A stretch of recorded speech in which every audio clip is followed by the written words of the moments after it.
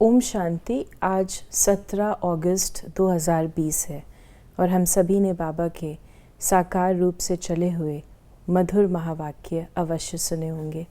आज की मुरली का और अधिक स्पष्टीकरण देने के लिए हमारे साथ हैं आदरणीय आशा दीदी। ओम शांति दीदी। ओम शांति। बाबा ने कहा, आज मीठे बच्चे, ज्ञान सागर बाप आए हैं, ज्ञान वर्षा कर इस धरती को सब्ज बनाने। अभी स्वर्ग की स्थापना हो रही है, उसमें चलने के लिए दैवी संप्रदाय का बनना है। मुरली का सार है कि बाबा आया है सारे इसको सब्ज बनाने, अर्थात हरा भरा बनाने। हरा भरा कैसे बनाएगा? ज़रूर अपना आकर के हम बच्चों को परिचय देगा। जो हम आत्माएं बिल्कुल गुणों से सूख गई हुई हैं, उसको फिर से ज्ञान दे करके सुजाग करता है, क्योंकि बीज तो उनका डाला हुआ अविनाशी है। अविनाशी बीज को थोड़ा ज्ञान का जल चाहिए। बाबा वो जल देते हैं तो आत्मा पुनः हरी भरी होती है। जब स्वयं हरी भरी होती है, ज्ञान संपन्न होती है, गुणों संपन्न होती है, तो जिस दुनिया में वो जाती वो भी ऐसी दुनिया होती है। प्रश्न है आज की मुरली में कि सर्वोत्तम कुल वाले बच्चों का मुख्य कर्तव्य क्या है? सदा ऊंची रूहानी सेवा करना, यहाँ बैठे व चलते फिरते खास भारत और आम सारे विश्व को पावन बनाना, श्रीमत पर बाप के मददगार बनना, यही सर्वोत्तम ब्राह्मणों का कर्तव्य है।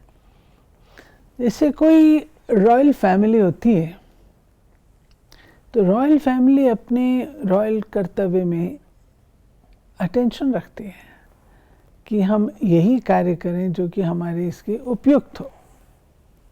उदाहरण के रूप से राजा कभी भी हाथ में कुछ नहीं लेते हैं, उनका सेक्रेटरी लेगा या टेबल पर रखा लेते हैं। ऐसे बाबा कहते हैं, तुम किस कुल के हो? शिव बाबा का परिवार, सर्वोत्तम ब्राह्मण कुल, उस कुल के तौर तरीके क्या होंगे वो बाबा ने बताया। तो हमें अपने कुल की स्मृति रखनी चाहिए। हम किस फैमिली के हैं, हम कितनी ऊंची रॉयल फैमिली के, कहाँ आके पड़े। तो जो बाबा कहते हैं कि ये पावन बनाने की सेवा चलते फिरते करते रहो, वो उसकी क्या विधि होगी? Good vibrations. अगर अच्छे वाइब्रेशन हम सब तरफ दे रहे हैं, चलते फिरते पवित्रता के वाइब्रेशंस दे रहे हैं, आत्मिक दृष्टि के दे रहे हैं, देही अभिमानी के दे रहे हैं, तो कम से कम चारों ओर गुड वाइब्रेशंस होने से मनुष्य का मन भी तो बदलता है।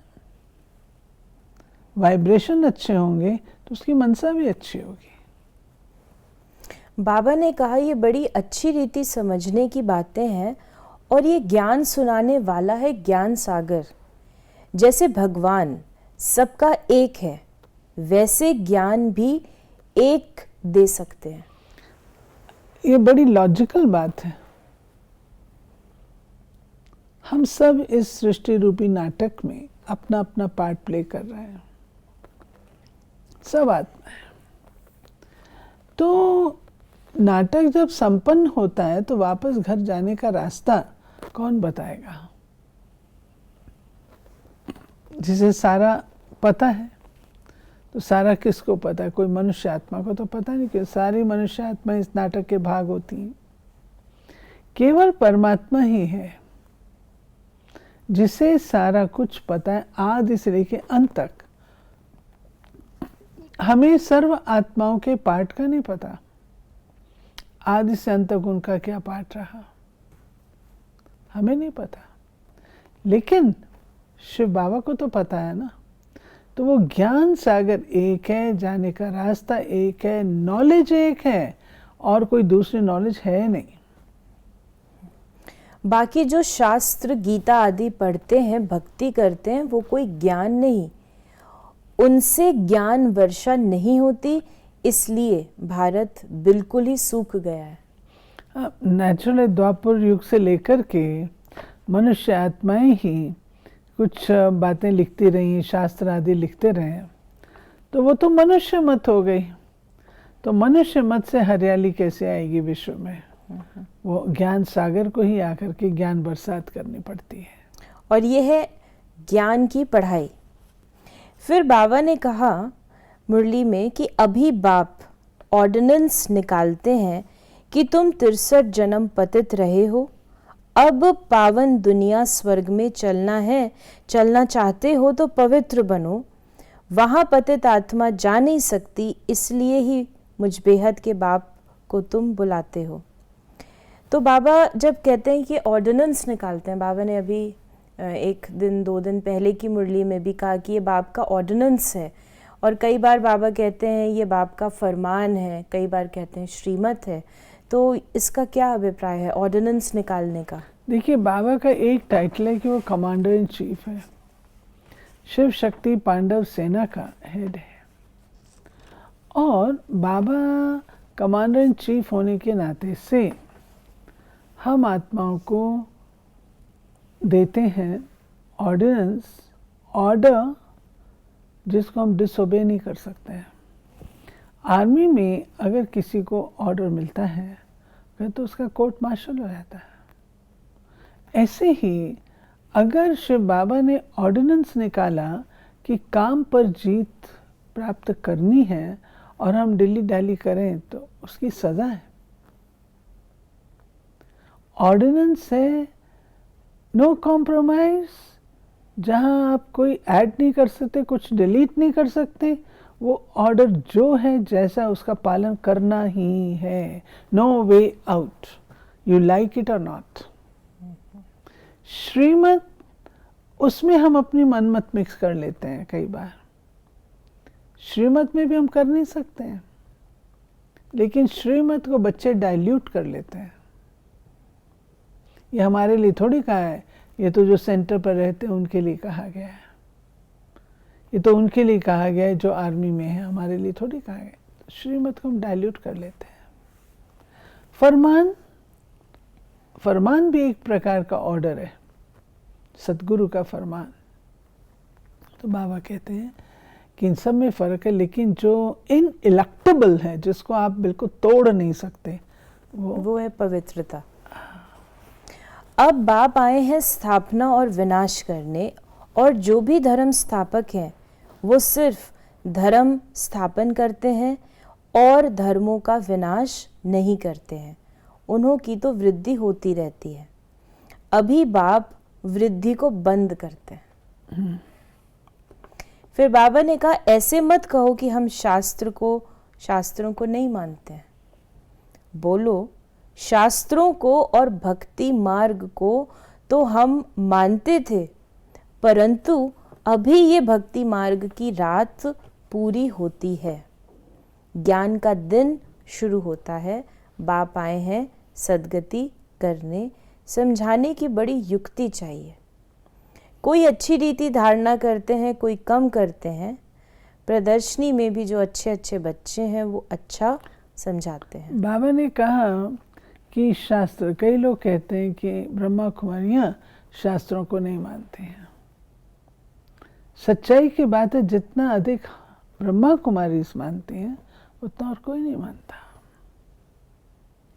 शास्त्रों में केवल जो लिखा वो नहीं, लेकिन जो कहा गया है, जो हमसे अपेक्षित था द्वापर युग में मदद के लिए, उसमें जो लिखा गया उसका हम पालन करते हैं। अगर श्रीमद् भगवद गीता में कहा गया कामेषु क्रोधेषु, काम और क्रोध नरक के द्वार है, तो ब्रह्मा कुमारी केवल पढ़ करके उसको बंद नहीं कर देती हैं, लेकिन उसको नरक का द्वार समझ करके अपने जीवन में भी अपनाती हैं और कराती भी हैं। तो बाबा कहते हैं कि लोग ऐसा समझते, परंतु नहीं, तुम ज्ञान सागर से जो ज्ञान लेते हो, फिर उसमें जो उसमें जो लिखा जाता है शास्त्रों में, उसको तुम प्रैक्टिकल में करते हो। फिर बाबा ने कहा कि गाया जाता है सद्गुरु तारे बाप को भी कहा जाता है सचखंड की स्थापना करने वाला सच्चा बाबा, झूठ खंड स्थापन करने वाला है रावण। अब जबकि सदगति करने वाला बाप मिला है तो फिर हम भक्ति कैसे करेंगे? ये होता है कि अगर किसी को पता हो कि मैं ये हूँ तो व्यक्ति उसकी पूजा तो नहीं करेगा ना। वो समझे ये मेरा रूप है तो मुझे ऐसा बनना है, ना कि बैठ के सिर्फ उसकी पूजा के हाथ जोड़ के खड़ा रहेगा। नहीं, तो बाबा आकर के हमको जब जीवन का लक्ष्य देते हैं, और लक्ष्य हमारा ये है कि हमको ऐसा देवता बनना है जिसकी आराधना भक्ति में हो रही है, तो जब हमें रियलिटी का पता लग जाता है, सच्चाई का पता लग जाता है, तो फिर हमसे भक्ति छूट जाती है। बाबा ने कहा वास्तव में तुमको जपना नहीं है, याद करना है। ये है अजपा जाप। मुख से कुछ बोलो नहीं, शिव शिव भी कहना नहीं है। तुमको तो जाना है शांति धाम। अब बाप को याद करो। अजप्पा जाप ये गुरु ग्रंथ साहब का, जो जिसमें कहते हैं कि परमात्मा को निरंतर याद करते रहो, जपते रहो। जपते रहो तब बोल के थोड़ी करेंगे, बार बार ऐसे थोड़ी बोलते हैं राम राम राम राम राम राम। बोलते भी रहो तो भी क्या। कई लोग ऐसे होते हैं, वो मिलती है उसको किताबें लिख लिख के और उसके बाद उसमें आटा मिला के फिर उसको जाकर के चिड़ियों को खिला देंगे या नदी में डाल देंगे, मछलियाँ खा ले। किस लिए? और आजकल तो और ही डिफरेंट हो गया है। मथुरा वृंदावन में जो माताएं हैं बेचारी विडोस, कहते मेरे नाम से इतने लिख देना, मेरे नाम से इतने लिख देना। अब फ़ायदा किसको हुआ? लिखने वाले को होगा ना, जिसके मन में उसकी स्मृति बनी रहेगी। तो बाबा कहते हैं जप्पा जाप का अर्थ ये नहीं है कि बोलना मुख से, परंतु दिल से उसको याद करना। बाबा ने कहा गुणवान सिर्फ देवताएं बनते हैं, नंबर 1 अवगुण है जो बाप को नहीं जानते। दूसरा अवगुण है जो विषय सागर में गोता खाता है। अब बाबा कहते हैं बाप को न जानना ये भी एक बहुत बड़ा दुर्भाग्य है। बाबा ने आज इसे अवगुण बोला। अवगुण बोला है, दुर्भाग्य है। अवगुण इसीलिए है कि उसको जानते नहीं हैं। जानेंगे तब तो कुछ गुणों के सागर से ले सकेंगे, इसलिए अवगुण ही अवगुण है। फिर बाबा ने कहा कि जो बाबा कहते हैं जो सूक्ष्म वतन के बारे में, कि बोलो जिनको सूक्ष्म वतन में दिखाते हैं वो फिर स्थूल वतन में कहाँ से आए, जो यात्रा पर जाते हैं इस प्रकार से।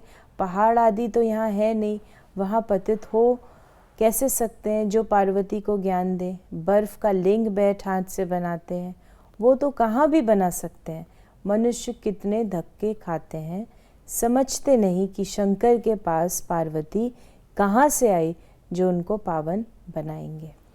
ये बाबा ने अमरनाथ की यात्रा के बारे में बताया। वहाँ शिवलिंग की स्थापना करते हैं, और जो स्थापना करते हैं शिवलिंग की, तो बाबा कहते हैं सोचने की बात है, अमरनाथ वहाँ इतनी ठंड में बैठे और एक पार्वती जी को बैठ के कहते, उसका प्रयोजन क्या?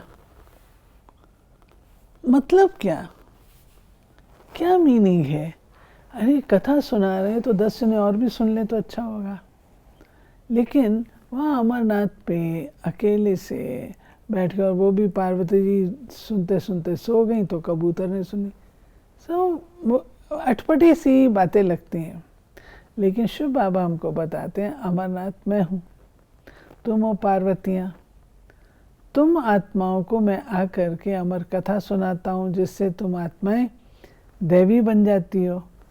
और पार्वती को गॉडेस ऑफ ब्यूटी कहते हैं।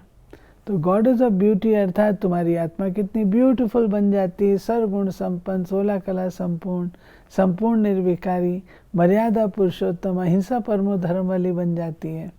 ये ब्यूटी आकर के मैं देता हूँ, उसके लिए तुमको पढ़ाता हूँ।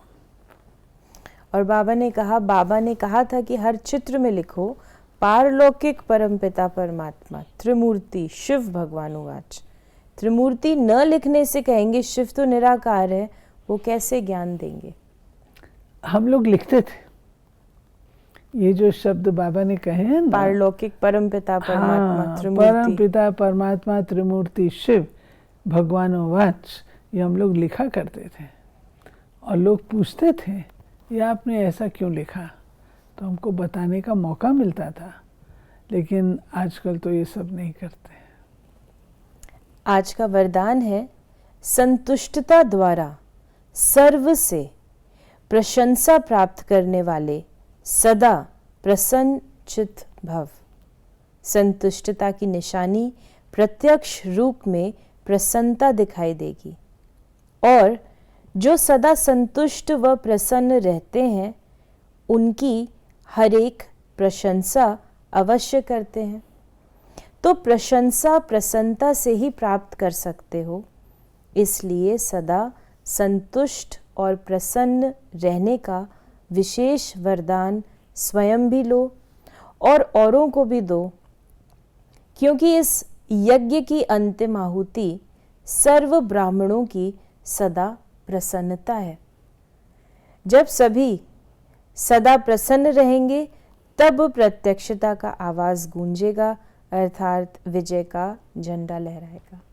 ऑब्वियस है, संतुष्ट और प्रसन्न दो चीजें बाबा ने कही हैं, और अंतिम आहुति में प्रसन्नता का है। तो इसको थोड़ा सा और एक्सप्लेन ये करें। है कि जब हम सेवा करते हैं, चाहे वो मौखिक थी, अब चाहे वो मानसिक है, लेकिन हम सेवा करके क्या कर रहे हैं? सर्व आत्मा को संतुष्ट और भरपूर कर रहे हैं ना, यही कर रहे हैं ना। तो संतुष्ट और भरपूर सर्व आत्माएं हो जाएं, दिल से उनके प्रसन्नता के भाव निकलें, तब बाबा कहते वो अंतिम आहुति है, तब समझो यज्ञ संपन्न होता है। तो लास्ट में इससे ये लगता है, लास्ट में हम सब आत्माओं के अंदर वो प्रसन्नता की लहर आएगी अवश्य, अंतिम आहुति। आज का स्लोगन है डायमंड बन, डायमंड बनने का मैसेज देना ही डायमंड जुबली मनाना है। डायमंड बन, डायमंड बनने का मैसेज देना ही डायमंड जुबली मनाना। हम लोग डायमंड जुबली जो मनाई थी, तो बात है डायमंड बन, हीरा बन, और आगे भी औरों को भी हीरा बनने की प्रेरणा देना। तो ये थे बाबा के आज के महावाक्यों का और अधिक स्पष्टीकरण। यदि आपके मन में भी कोई प्रश्न है तो आप अपने प्रश्नों को हम तक पहुंचा सकते हैं। आप व्हाट्सएप कर सकते हैं 8826599309 पर। ओम शांति।